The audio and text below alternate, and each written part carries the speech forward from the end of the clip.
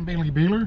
I farm out here east of Kingfisher. This particular ground here, the owners of the ground took 90 acres out of CRP last year, and they kind of wanted it back into cultivation. Talked with the conservation district, and they said it'd be a shame to till this ground, so we're looking for a way to keep it no-till, and also with native grasses, or with improved grasses on it, and yet raise a grazing crop once a year at least on it too. We've sowed it to wheat with 4 pounds of clover. With the wheat, normally we was hoping to graze it, but because it didn't come out of CRP to the end of October, we got planted a little too late, so we're hoping to take this as a hay crop and then let the grasses come up through that and see how that works. My name's Austin Witmer. I work for the Conservation Commission on the soil health team. My position is a soil health educator.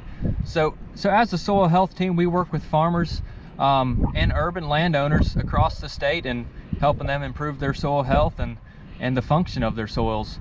Part of our outreach, we have a new app that's been developed by my supervisor, Amy Seeger. She's the soil health director.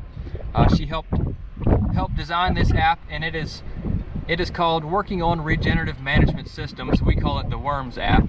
And we're collecting data on cropland, on pasture, in yards, whatever you have, to kind of track your progress in terms of soil health. We're looking at things like water infiltration, organic matter content, and we're also putting your location and your watershed and district and all that in there, so we can kind of track various locations across the state, you know, in the next 5-10 years, and see how soil health is changing under certain practices. And so we want to get a good representation of data across the state, so we have some data to back what we're seeing up in terms of physical, you know, properties that are improving under soil health practices.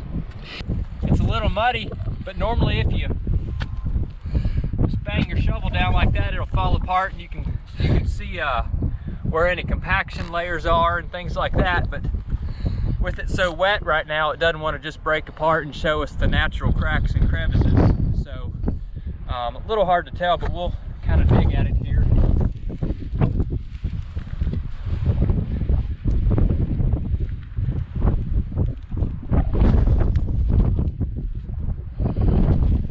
Seems to have pretty good granular structure on the top 3 inches anyway, and even on down to 4 or 5 inches.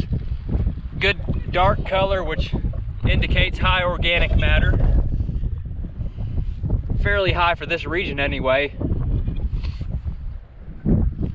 So yeah, it's really wet and kind of hard to assess your soil structure when it's this wet, but from what I'm seeing now, it looks pretty good. If a producer wanted more information about the W.O.R.M.S program, who should they contact? Yeah, I would recommend starting with your conservation district, getting in touch with them, and they can get in touch with us, and we're going to be providing the district's training on how to collect this data. There are some tools you may need that you don't have to collect it yourself, so we would recommend to get in touch with them, and they can get you in touch with us, or they may help you directly. So in Oklahoma, the best place to start is with your local conservation district and your NRCS service center. Is that right? Yes, that's correct. All right, thank you very much.